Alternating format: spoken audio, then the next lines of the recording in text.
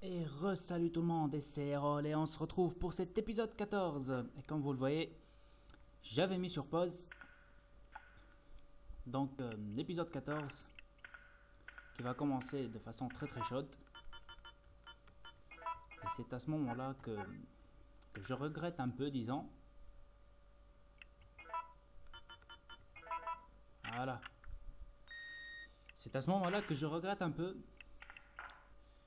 de jouer à ce Resident Evil 3 parce que là je vais pas beaucoup apprécier, je sens. Warning.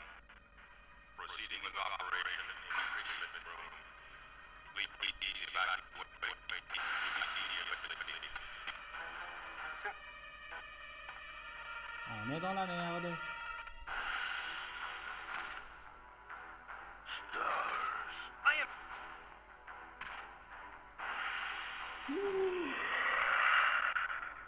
T'as l'air un peu plus grand que d'habitude quand même. Hein. Oui, regarde-le. L'esquive de la mort qui tue. Oup.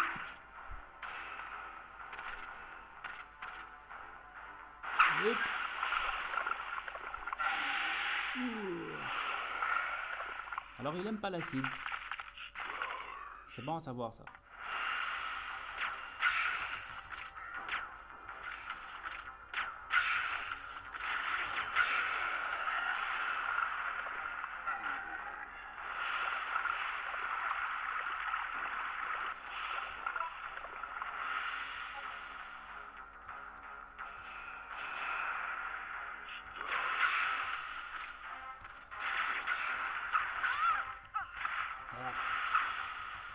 Merde.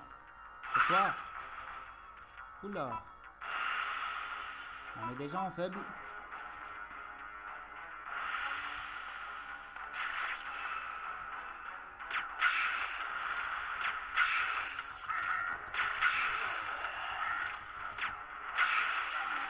Alors, c'est un peu galère cette histoire. On va faire ça. On va faire ça.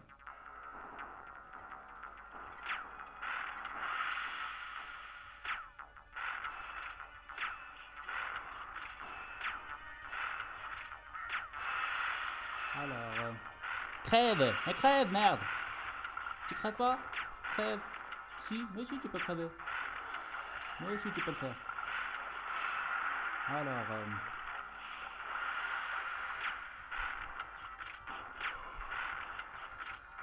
t'inquiète pas, j'ai pas mal de munitions. Et toi, t'as plus de vie.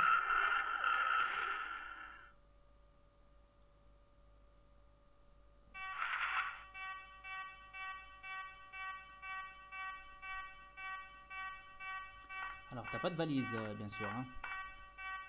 Quoique, je vais vérifier tout de même. Eh ouais, nada. Encore de l'espagnol.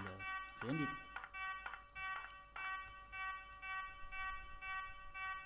Alors elle est jolie la petite salle ici, très jolie. Un cadavre du type. Attention. Ah ouais, d'accord. Oui, je veux sortir, oui.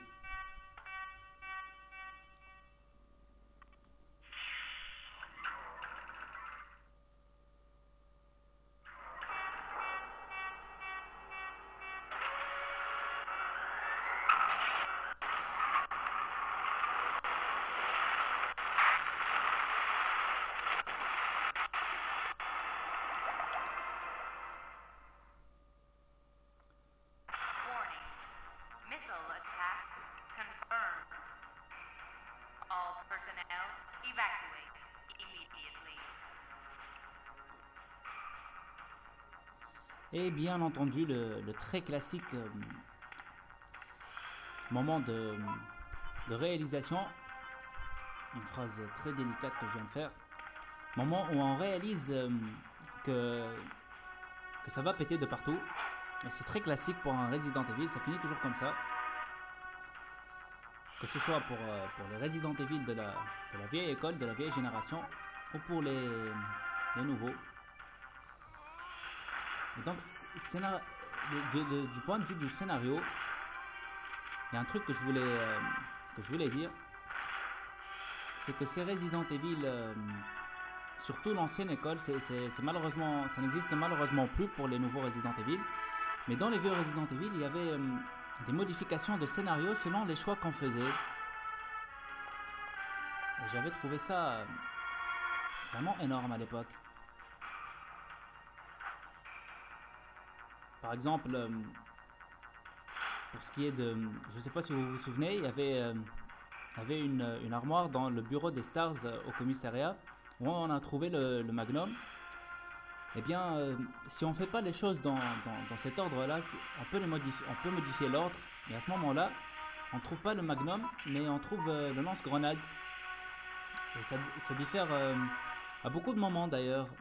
Par exemple, le Nemesis qu'on avait rencontré au restaurant, eh ben, si on avait zappé le restaurant et qu'on était allé direct vers le journal, on aurait rencontré Nemesis et Carlos pour la première fois dans le journal. Tous ces trucs-là, ça contribuait à la rejouabilité. Et si je vous raconte ça, c'est parce que on a un exemple ici. Voilà, un petit emplacement. Je suis venu ici exprès pour ça, pour vous montrer ça. Voilà. Allez. Par ici. C'est chouette, hein. Un lance-roquette. Et donc, en arrivant à cette usine qui, dans le scénario sera utile puisque c'est vers la fin de cette usine qu'on trouvera l'hélicoptère qui va nous permettre de quitter la ville de Raccoon City avant qu'elle ne soit assainie par une ogive nucléaire. Ce que Carlos nous avait annoncé dans cette in this very room, comme disent les Anglais, dans cette même pièce. Alors, et donc, on avait rencontré Nemesis à l'entrée de ce complexe et à ce moment-là, on avait eu un choix. Soit on le poussait, soit... Oula.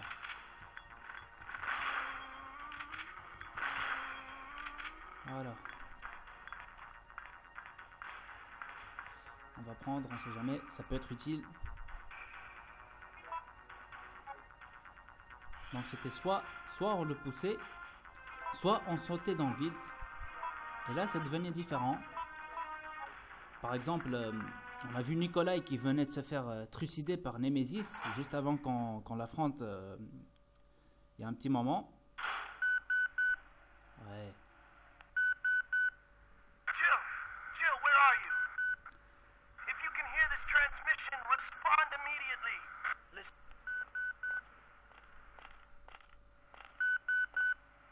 I'm here. What's up? I got us a ride. The chopper engines are running and ready to go. On my way. The city's about to become ground zero. Hurry up! And don't forget to take that device with you. What does it do? That device tracks the distance of the approaching missile. Make sure you bring it with you. Now listen to me. Don't give up. We're both gonna survive this. Just get over here!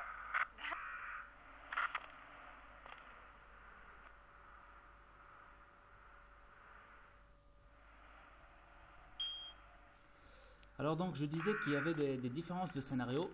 Par exemple là on a choisi de pousser Nemesis et de rester à l'étage. Des balles de Magnum, mieux vaut tard que jamais. Et c'est grâce à ce qu'on vient de faire qu'on a vu Nikolai se faire trucider par Nemesis. Et que finalement dans le scénario on va être sauvé par l'hélico qui est ici et qui sera piloté par Carlos.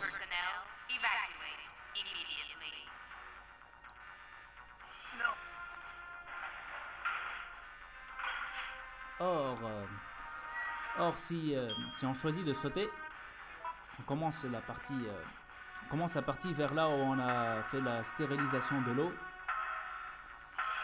Et puis à ce moment-là, le scénario allait changer. Et puis Nicolas allait prendre l'hélicoptère. Et dans cette salle d'où on vient de descendre, on l'aurait affronté avec sa mitrailleuse et son hélicoptère. Et on l'aurait abattu à coups de fusil ou je sais pas trop quoi. Et on aurait perdu l'hélicoptère à ce moment-là. Mais ça ne s'est pas passé comme ça. Et c'est tant mieux pour nous. En fait, j'ai un peu fait exprès. Alors...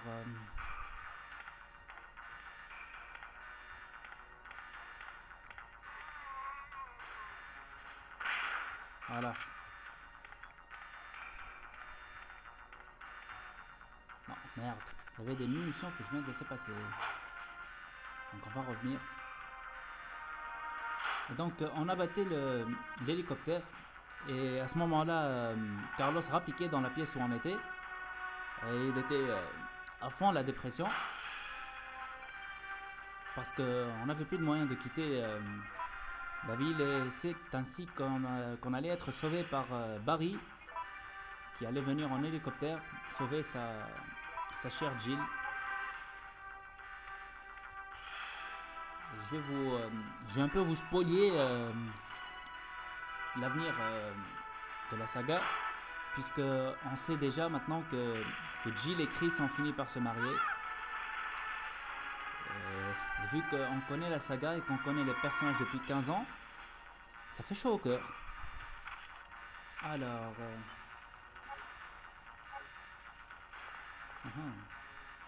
le cadavre d'un membre des forces spéciales.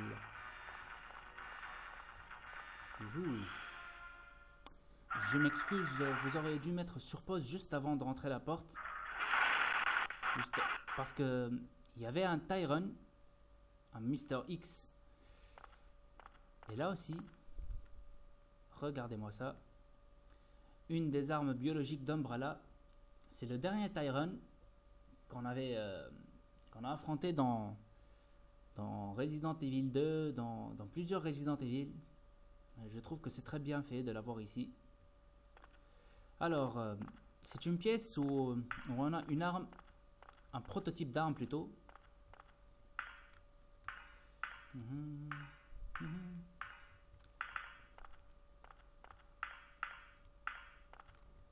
Voilà. System.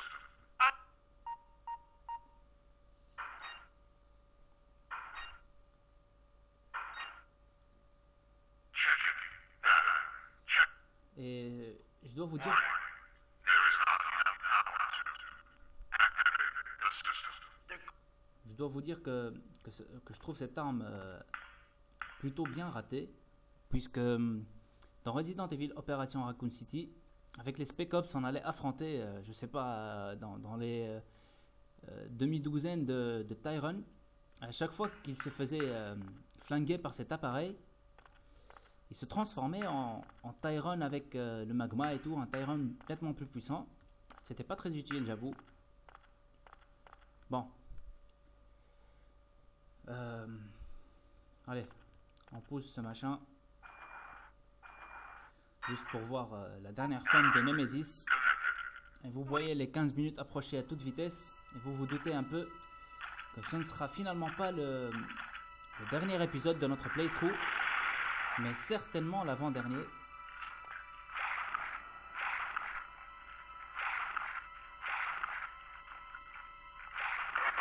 On va mettre sur pause et se quitter ainsi sur ce moment épique.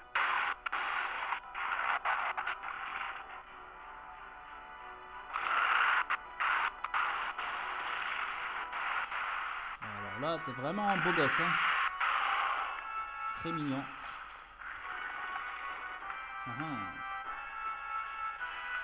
On me crache dessus même, hein. C'est pas bien élevé ça. Alors, on pousse ce truc là. On met tout de suite sur pause.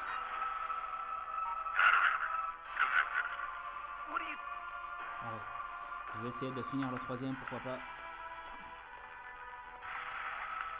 Voilà.